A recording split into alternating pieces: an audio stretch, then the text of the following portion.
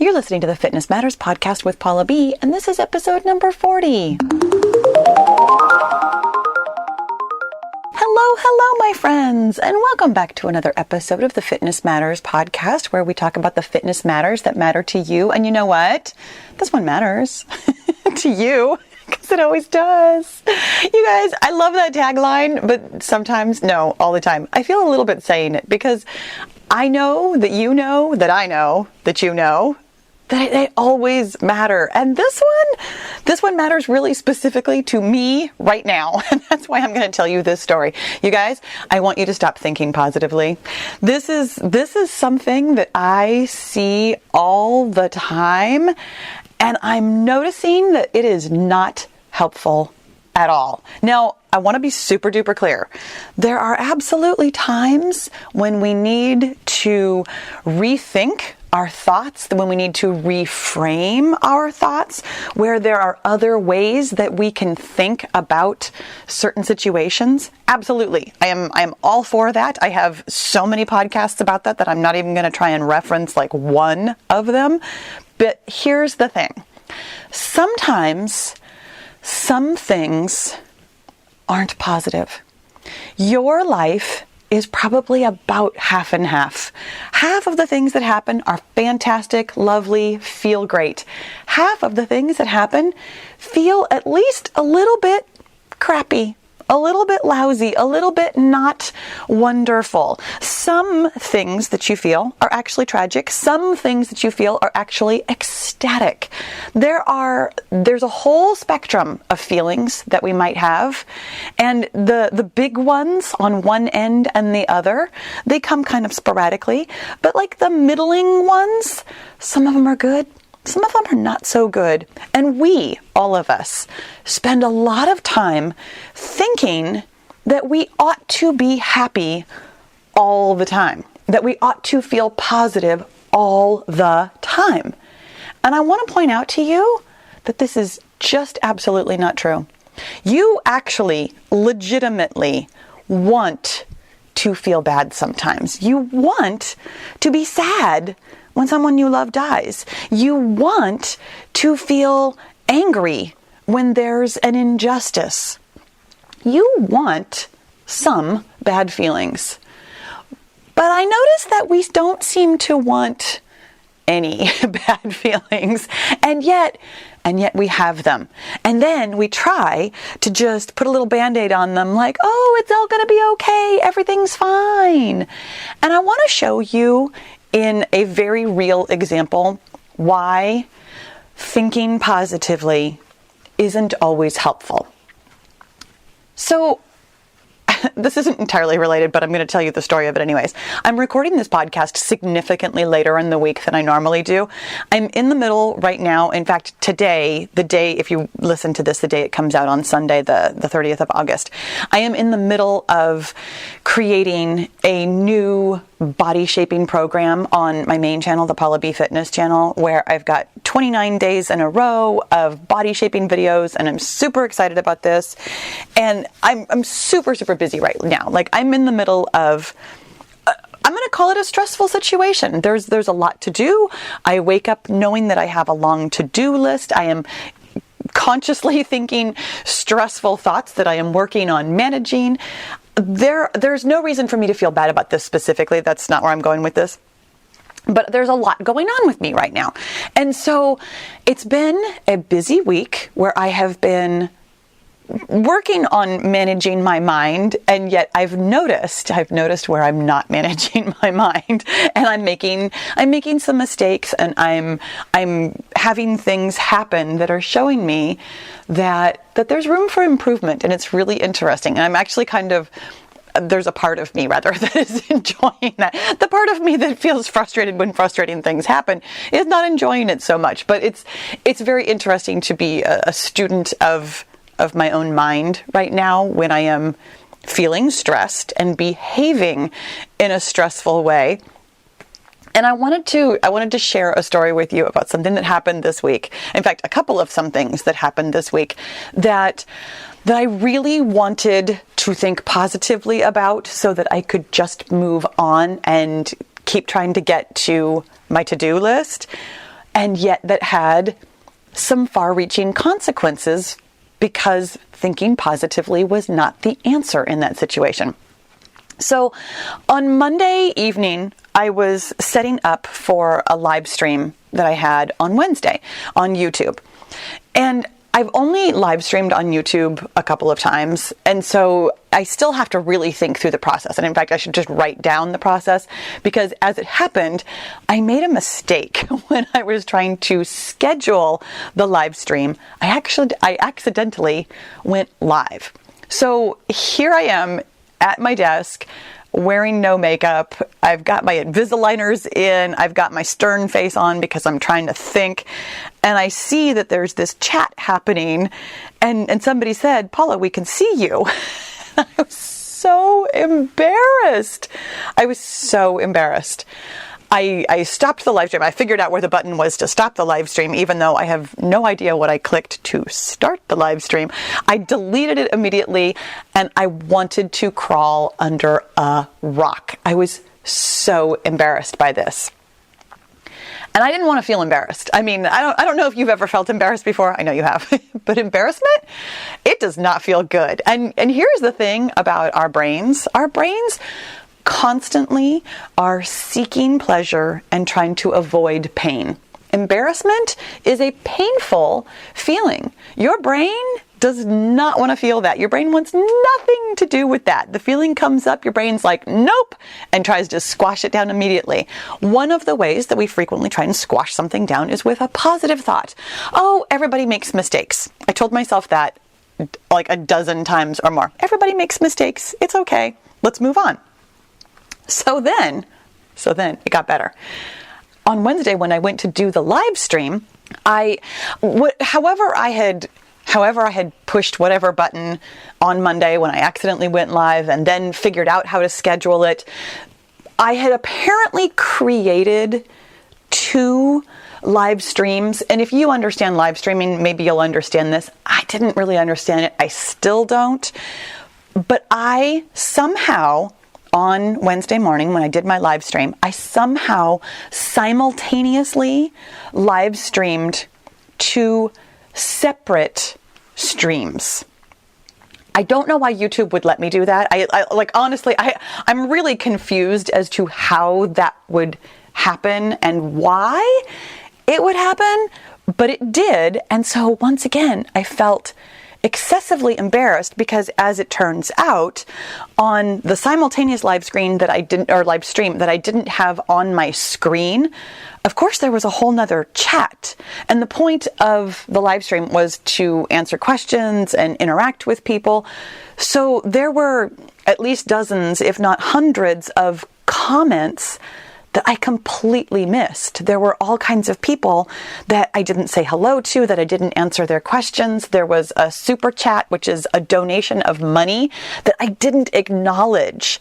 I was so embarrassed by this, like so embarrassed. And it gets better. And because I didn't know that I had the separate live stream going, when I stopped one of the live streams, it didn't actually stop the other one. So I stood up from the live stream, turned off my microphone, let the dog out, was walking around. I think I might have been talking to my son, but I also don't remember for sure because I don't think he was in the room.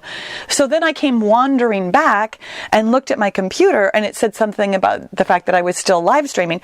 So then I had my thinking face on, where I was just like, well, what the heck is going on here? And then was trying to click out of things, and then was panicking. And in my mind, I know for sure that I was saying swear words. I don't think I said any of them out loud, though. I sure hope I didn't, because talk about embarrassing.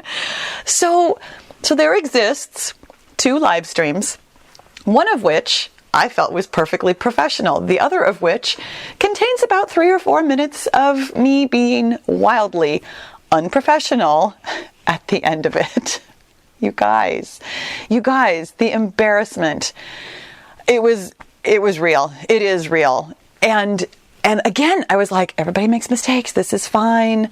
Probably nobody was still there. Anybody who saw it is just going to think it's funny. I had an absolute plethora of positive spins that I could put on this situation. Kept telling myself these positive things like, it's fine. Everybody makes mistakes. No big deal. All this kind of stuff. And yet there was still this low-lying, I don't feel good about this. I'm putting this positive spin on it, but that's not making me feel positive. Because my friends, positive thinking, when it is forced, isn't really positive at all. It's not doing what we want it to do.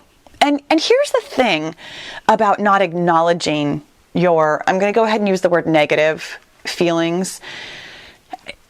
Negative in itself has its own connotations, might bring up its own things for you. And again, I don't mean to belabor this like this was some tragedy that happened in my life. This is simply for illustrative purposes. And because of that, I'm super glad that it happened this week, because I really did want to talk to you about this. After our conversation last week about feelings, I knew that I had more to say about it.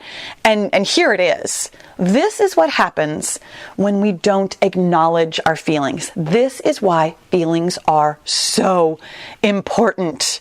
So important. And if you didn't listen to last week's episode, I will refer you. There's a link in the description box or the show notes or wherever you watch or listen. There will be a way for you to get to last week's episode, which was simply called Feelings. Our feelings drive our actions. And then our actions bring us our results. And so here's what happened. I'm going to actually back up a little bit, because I've already told you the feelings that I had. I mean, I felt embarrassed, obviously. I felt embarrassed. I felt ashamed. I felt frustrated. So the feelings are kind of obvious, but let me tell you the unintentional, non-positive thoughts that I was having. I'm legitimately reading to you from my journal. I sat down and I started writing out about what happened. So at the top of the page, I wrote double live stream, because that is the fact of what happened. There was a double live stream.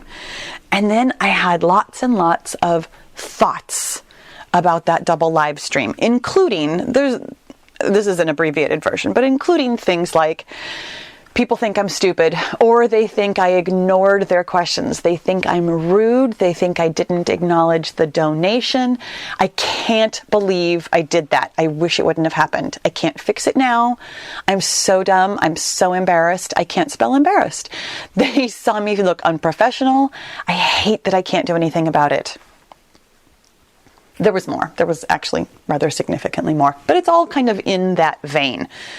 These thoughts that I have about other people's opinions or other people's possible opinions, about wishing that it wouldn't have happened, about wishing that there was something I could do, about possible consequences that might come about from these actions, worrying about what might come in the future. There were lots and lots and lots of thoughts here. Now we know because I've told you. If you don't know, then I'm going to refer you to the episode where we really talked about this, called How to Change. I don't know what number it is, but I know it's called How to Change. Your thoughts create your feelings. So the fact that the double live stream happened is simply a fact. That is a circumstance that happened in the world that everybody can agree to. I mean, even if I were to delete the second live stream, which I have not, but even if I were to delete that second live stream, it could be proven in a court of law. That is a fact. That is something that happened. But I had lots of thoughts about the double live stream. All of the ones that I shared with you, and plenty more about it. Those thoughts are what caused the feelings of embarrassment, shame, and frustration. The simple fact of a double live stream, I mean, honestly, from other circumstances, I mean, had I not gotten up and walked away and felt, had the thoughts about how that looks unprofessional, that wouldn't have been a big deal necessarily. I wouldn't have necessarily had the feelings of embarrassment or shame or frustration in another type of circumstance that was still the same thing. Double live stream in and of itself doesn't have to be embarrassing, doesn't have to be frustrating, doesn't have to create a feeling of shame. It was my thoughts that created those feelings. But then I had some thoughts about my feelings. And there is where we run into trouble. I started judging myself because here I was, the first thought that popped into my head, as I know heard it, people think I'm stupid. It wasn't that I thought I was stupid myself. I went ahead and blamed it on other people. Other people think I'm stupid. You guys, longtime listeners of the podcast, know this is a thought that I hear a lot. So I was judging myself for it. Remember, Paula, don't think that you're stupid. You're not really stupid. Then I had tried to put on the positive thoughts on top of it. Everybody makes mistakes. This is fine. Everything's okay. Probably nobody noticed.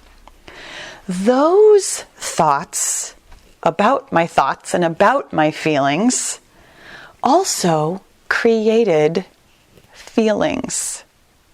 And interestingly, they did not create the positive feeling that I was hoping for. In fact, it kind of continued to generate a feeling of frustration. Isn't that interesting?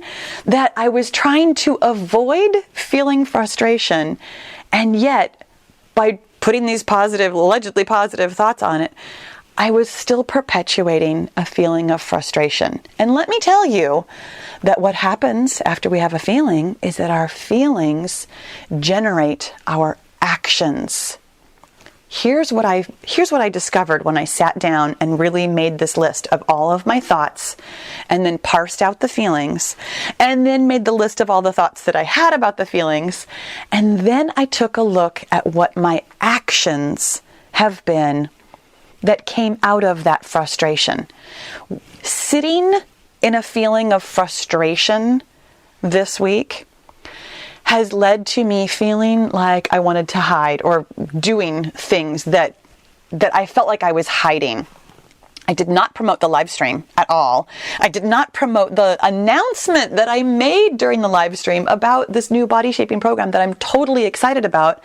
But because I was frustrated and embarrassed by the live stream, I didn't push that out to anybody. I didn't send it to my email list. I didn't write about it on Facebook. I didn't do anything with it. I literally let it sit and I almost deleted it.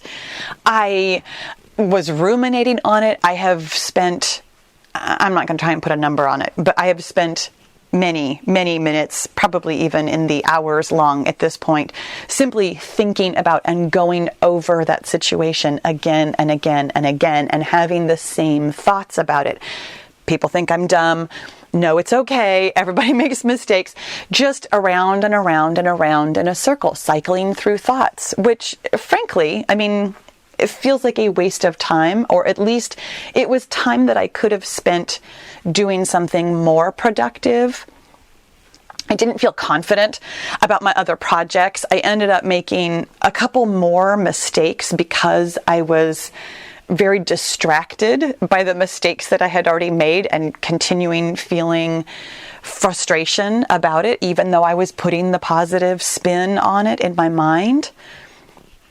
And you guys, the thing that's really fascinating here is that all of those actions just ended up basically fulfilling this prophecy that I had, these thoughts that I had about being dumb or being unprofessional, and it made that come true. Not that I'm dumb, but that I continued to think the thought that I'm dumb and unprofessional because of that original thought about being dumb and unprofessional. It continued to create actions and results that were unprofessional and avoidable. Here's what I've done about this now. As I mentioned, I sat down with my journal and just wrote it all out. And I want to be super duper clear that When I am journaling, and especially the thoughts that I shared with you, one of the things that I do when I journal is I simply let myself write down anything I'm thinking. Any thought in my head, anything that pops up, it comes down on the paper. And sometimes I don't even fully hear it in my mind before my hand is writing it.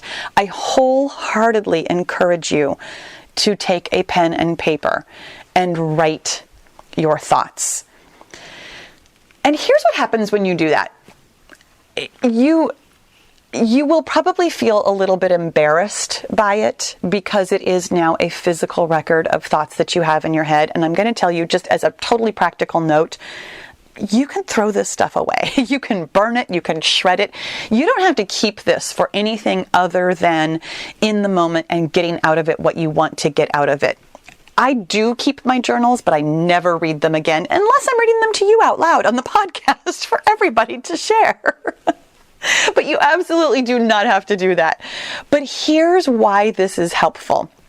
And I want to be really, really, really clear about this. These thoughts aren't real. They aren't facts. They are simply thoughts that my brain offered me about the situation. And that is why I write them down, so that I can see them. Sometimes, and I think that this is what happens when most of us start journaling, and I probably will, in fact, do an entire podcast episode about journaling and why it's helpful, but here in a nutshell is what I use it for. Your thoughts are just your thoughts. They're not the truth.